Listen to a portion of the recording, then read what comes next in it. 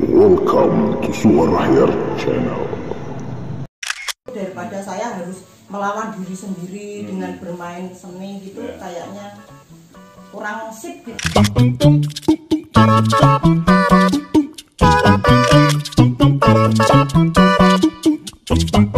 Sangat banget ya, sekali tendang rampal, sekali tendang hancur, tendang hancur.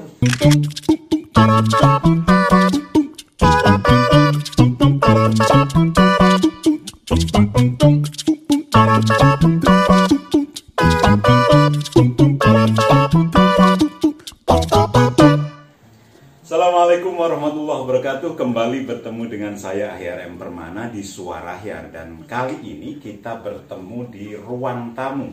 Saya Ahyar M. Permana, tuan rumah di ruang tamu.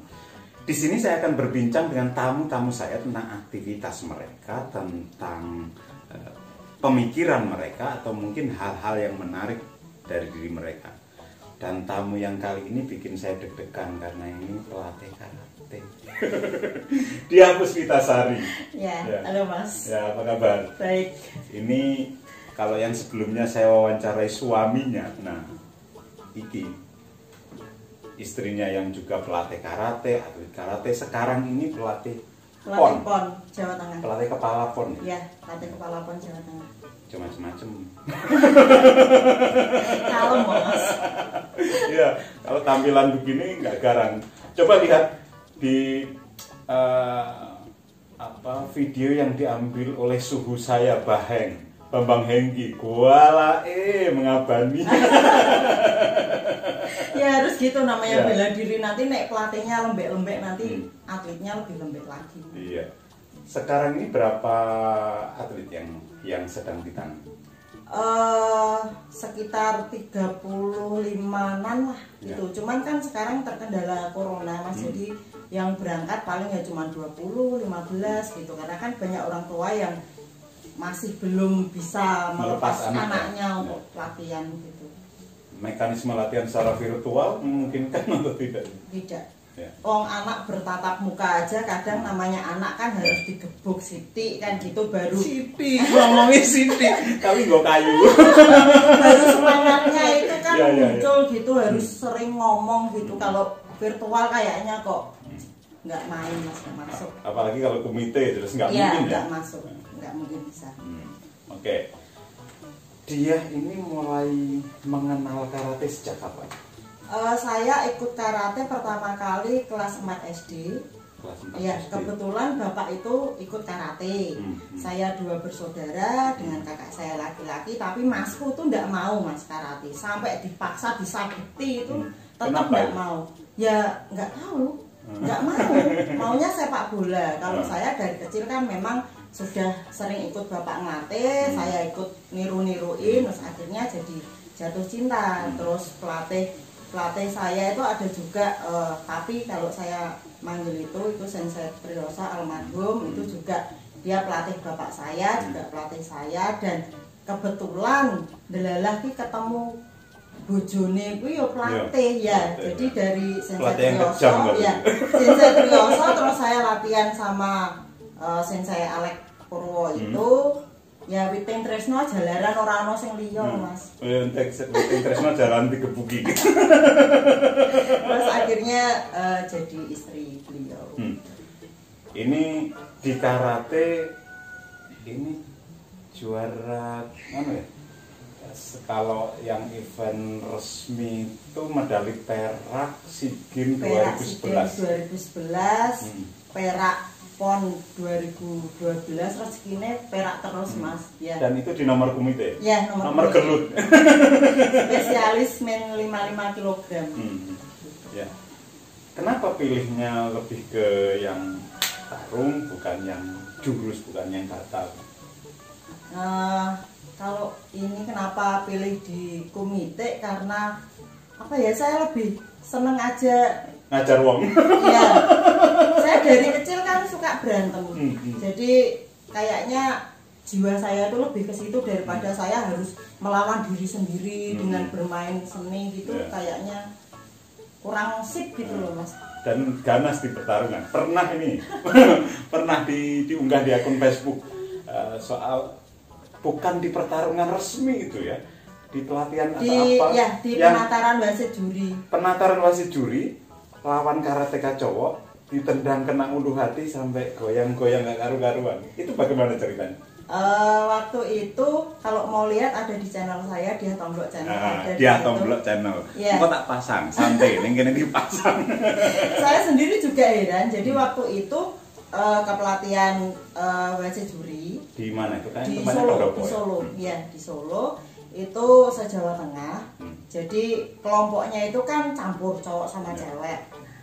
Yang dinilai itu kan yang jadi wasitnya sama jurinya, Mas. Bukan yang ditarungkan, yang simulasi itu bukan lah. Kita kan sudah nanti pelan-pelan aja kayak gitu ya. Oke lah, namanya ini kan saya juga mantan atlet, sekarang kan sudah tidak jadi atlet, mantan atlet, jadi oke lah pelan-pelan. Lah kok saya dipukul duluan? Ngamuk lah. Dipukul duluan keras satu, oke, tak hitung. Lagi saya dipukul lagi, dua kan gitu. Tak lihat waktunya kan kalau pertandingan resmi kan 2 menit, nah itu cuma 1 menit kan gitu, karena hanya simulasi aja. Tak lihat waktunya masih tak pancing, saya keluarkan jurus andalan saya, Maegiri ya Mas, tak Maegiri jelek. Awas tak cekeli ini. Lah kok dadine ngereok ngene-ngene kayak wong kesurupan Mas, mukul sana mukul sini. Habis itu semaput. Nah itu habis itu ditanya sama wasit-wasit, saya juga dimarahin. Dia sini, itu kakimu mbok kasih apa, mbok iseni apa gitu. Kayak nancep gitu ya. Iya kan, memang kalau banyak yang kalau ketemu saya kena Maegiri itu pasti pas ulu hati itu pasti mulus lah, nggak bisa napas lah, kok itu sampai pingsan. Itu saya juga dimarahin, ada apa dikiranya kaki saya ada apanya lah gitu. Oh itu enggak ya, murni saya pasang cuma susuk. duwene susuk goreng Mas. Nah itu kok terus jadi pingsan gitu. Setelah dia sadar ditanya, katanya habis saya Maegiri itu dia kayak ngelihat saya tuh ada banyak, makanya di situ ada videonya itu dia kan mukul-mukul Mas, mukul sana-sana gitu. Iya katanya begitu. Terus habis itu kayak dia nyesek gitu terus pingsan gitu. Itu ya baru pengalaman selama saya berkarate ya baru kali itu. Kalau di pertandingan resmi belum pernah ada. Belum, paling cuman mules gitu terus dibawa ke medis gitu aja, nggak sampai seperti itu. Memang secara khusus latih Maegiri. Ya kalau nggak semua orang bisa Mas, Maegiri itu kan susah untuk mendapatkan poin. Yang lebih banyak itu yang tendangan samping mawasi, namanya yang ke punggung. Ya Mawasigiri itu lebih banyak yang menggunakan itu. Kalau mau menang angka pakai Mawasigiri gitu. Enggak juga, karena kalau mawasi ke badan itu nilainya 2, kalau ke kepala baru 3, gitu lah. Itu kan Maegiri juga kan sasarannya kan ke badan kan, ke perut itu nilainya sama, gitu lah, ya? Sama 2 nilainya sama. Cuman memang saya lebih seneng Maegiri karena itu termasuk andalan bapak saya juga. Maegiri ya, jadi dilatih memang dari kecil dilatih, delalah sama suami juga dipertajam di situ ya. Latihannya nyesek banget Mas, saya suruh ini sama bata lah, sama ban, sama apa kayak gitu. Menarik ini, menarik. Bagian latihan bata, ban, nendang cagak. Ini kan sekarang sedang ramai nih soal CC, CC, nganggur inisial wae, yang ahli nendang segala macam, yang menyatakan bahwa nggak ada trik segala macam. Ngikuti itu juga. Sebenarnya awal-awal sih enggak, cuman ada muridnya suami itu yang di MMA juga, Adi Marianto itu, Adi Marianto ya, The Zenwalk kalau nggak salah. Itu datang terus cerita-cerita soal itu, dia kan jengkel juga karena kan menyinggung soal MMA lah kan. Karena MMA, katanya MMA nggak inilah, nggak inilah gitulah. Nah dari situ saya sama suami lihat video-videonya itu, kita emang lihat, saya juga penasaran, emang itu bener toh Mas kayak gitu. Karena kalau edit saya juga lumayan bisa ngedit, itu nek editan kok apik banget, nek mulus gitu lah. Iya mulus, nek tenanan kok koyok ngono, kok sangarmen kayak gitu. Itu juga sempet yang nendang tiang beton bisa. Itu aku juga itu sampai tak ulang-ulang. Wih, sangat banget ya, sekali tendang rampal, sekali tendang hancur, hancur. Kalau pisang masih bisa lah ya, pohon pisang masih. Kakinya nggak memar Mas, kakinya nggak memar, dan yang lucunya itu yang berdarah itu di jempol itu, di atas jempol itu yang ditekukan gitu, itu kayak betadine gitu, kayak obat merah gitu. Aku juga sampai segininya ya, orang mau viral, oke lah itu entah itu tenaga dalam atau apa, tapi kalau saya melihat itu nggak masuk akal gitu aja sih Mas, kalau saya melihat. Kira-kira tertarik untuk nantang dia nggak? Ya nggak ketemu ya Mas, karena gini, saya latihan bela diri itu untuk prestasi. Jadi jadi prestasi itu kan ada aturan-aturannya, nggak boleh gini, nggak boleh gini. Dan karate itu juga mungkin ada yang memakai tenaga dalam, ada juga, tapi saya tidak mempelajari itu karena saya pure untuk prestasi kan gitu. Kalau ketemu sama CC ya nggak ketemu, karena dia kan modelnya kayak demo gitu Mas, demonstrasi, ketemu berapa orang gitu, diginiin mental semua apa kayak gitu. Nek tak lihat itu 40 ya, orang 40 orang, ada yang meninggal 5, itu saya juga heran kok nggak ada kasusnya kayak gitu, saya juga heran itu. Pernah dia kehidupan nyata dikeroyok orang? 40? Enggak, kalau dikeroyok orang sih enggak, cuma saya dulu itu suka cari masalah Mas. Ini bawaan sapu kuning. Jadi tuh dulu kan ya kayak buat keren-kerenan gitu loh Mas. Jadi kalau ada band gitu tuh Mas, kan rame. Lah itu duduk kakinya dipasangin, diinjak gitu. Memang gelut ya kayak gitu. Terus yang konyol banget itu pernah juga nantangin orang gitu gara-gara cinta gitu. Konyol lah Mas, pokoknya dulu itu.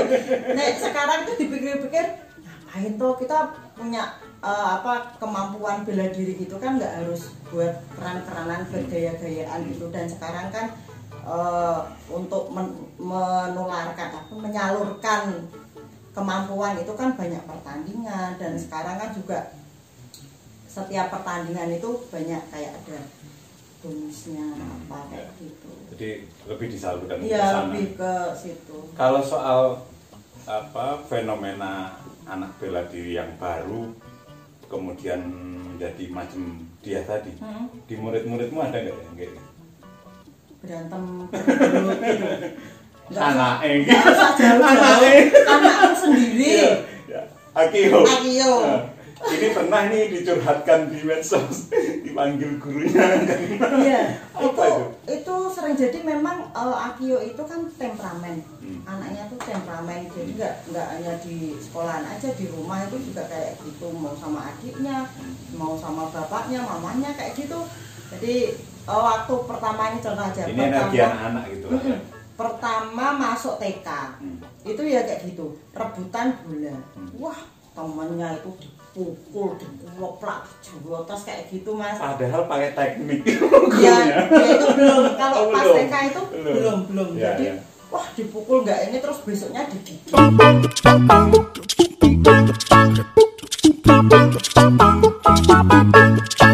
Oke, terima kasih untuk Anda yang sudah sedari tadi melihat yang kami perbincangkan. Jika Anda merasa ada hal yang bermanfaat, silahkan share sehingga manfaat itu semakin tersebar lebih luas lagi. Dan jika Anda punya permintaan khusus siapa yang mesti saya dudukkan di sini, silahkan sampaikan di kolom komentar atau juga bisa di DM. Saya akan berusaha untuk mewujudkannya. Terima kasih untuk Anda yang sudah subscribe, sudah like, sudah komen, yang itu bisa menjadi tambahan semangat untuk bikin channel seperti ini dan mengundang orang-orang yang lebih keren dan lebih keren lagi. Terima kasih. Kita ketemu di ruang tamu pada kesempatan yang lain. Akhirnya, assalamualaikum warahmatullahi wabarakatuh. Saya HRM Permana. Yuk berbagi cahaya.